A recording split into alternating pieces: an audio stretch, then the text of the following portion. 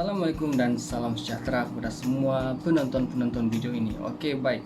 Dalam video ini kita akan menceritakan serba sedikit ataupun secara ringkas berkaitan dengan kadar faedah. Kadar faedah ini kita lebih kenali sebagai, kalau dalam bahasa Inggrisnya, yaitu interest rate. Oke, interest rate.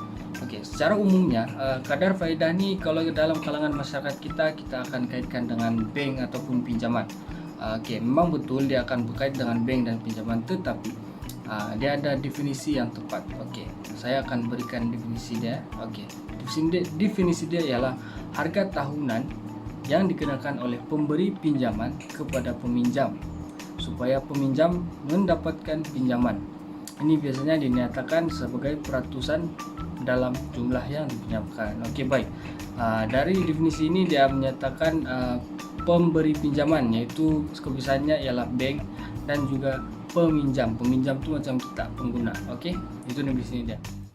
Oke, dalam definisi tadi dia bagi tahu ini biasanya dinyatakan sebagai peratusan dari jumlah yang dipinjamkan. Oke, peratusan yang dimaksudkan itu harga pinjaman yang diberikan tuh dia diberikan dalam bentuk peratusan, dan dia dikenali sebagai annual percentage rate, yaitu APR.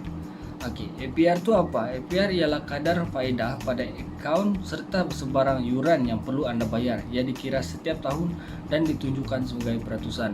Maksudnya di situ APR ini adalah jumlah yang dikenakan ataupun peratusan pada setiap tahun yang kita sebagai pengguna akan bayar pada setiap tahun. Oke, contohnya sekiranya Anda meminjam Rp20.000 Malaysia daripada sebuah bank, contohnya Maybank, mereka akan kenakan 4% kadar faedah dalam setahun.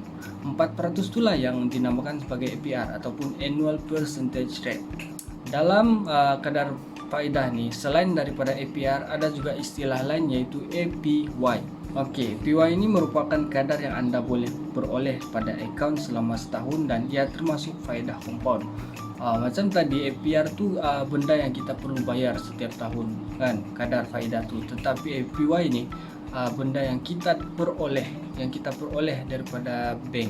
Maksudnya, contoh kalau APR tu kita akan meminjam, tapi APY ini kita menyimpan ya, ataupun saving dalam bank. Jadi adalah kadar-kadar faedah itu kita akan dapat.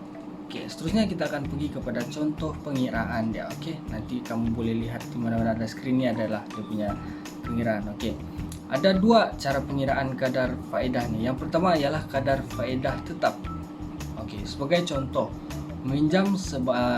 seseorang tuh meminjam sebanyak Rp10.000 dan dikenakan kadar faedah sebanyak 4%. So di sini kita akan membayar balik kepada bank jumlah pinjaman asal yaitu Rp10.000.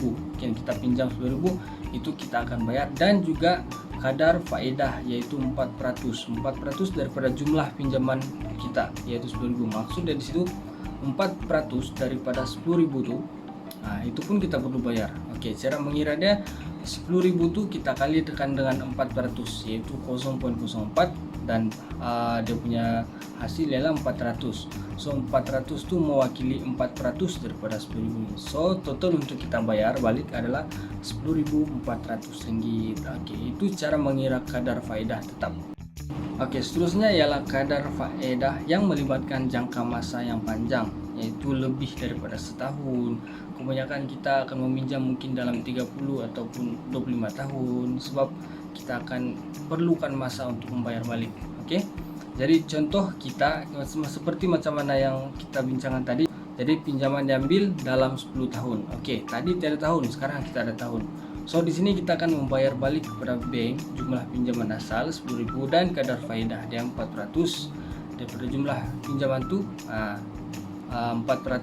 So total untuk semua macam tadi Rp10.400. Tetapi itu adalah untuk kadar tetap.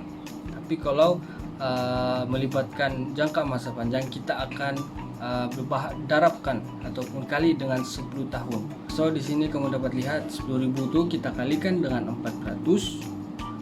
Maksudnya 0.04. Jadi hasil daripada itu ialah 400. So 400 tu kita kalikan dengan 10 tahun.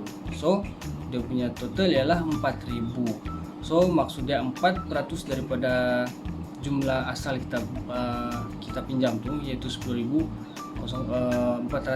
Tetapi memandangkan kita ambil tempoh yang panjang untuk membayar balik, dia kenakan setiap tahun lah, yaitu APR tuh. So 400 tuh kita kalikan dengan 10, ya. Jadi dia jadi kepada 4.000 ringgit. So total untuk kita bayar balik dalam masa 10 tahun ialah 14.000 ringgit. So secara kesimpulannya, kita perlulah bijak dalam meminjam agar tidak tersusah pada masa akan datang. Oke, itu sahaja daripada saya. Salah silap datang daripada diri saya sendiri, yang baik itu datang daripada Tuhan. Saya mohon maaf sekiranya ada salah dalam tutur kata dalam sepanjang video ini. Terima kasih dan assalamualaikum.